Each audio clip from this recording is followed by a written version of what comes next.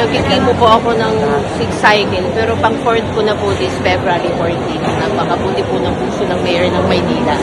Sobrang overwhelming lang po. Akala ko nga po hindi niya na mapapansin yung letter ko. Kasi December ko pa po napasa to sa Mayor's office, pero napakabuti po ng Diyos. Nakasibligan niya tayo ng Mayor na at saka Vice Mayor na napakabuti po ng puso, pati yung konseho ng buong Maynila po. Maraming salamat po.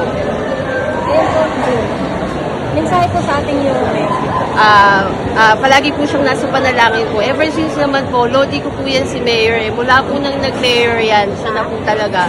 Even na nag-presidente siya, sinabi ko nga sa kanya pero sabi ko nga, dito na lang siya sa Maynila kasi siya po talaga yung Mayor na may puso. Talagang mahal niya po ang bawat Manileño. Ganun din po si Vice G at lahat po ng konseho. Patuloy ko pong ipagdadasal ang pagpunlad ng Maynila. Apo. 100K po para po sa pangkimo ko po. Napakabuti po ng Mayor na meron po. Opo. Kaya, maraming salamat po din sa inyo. God bless po.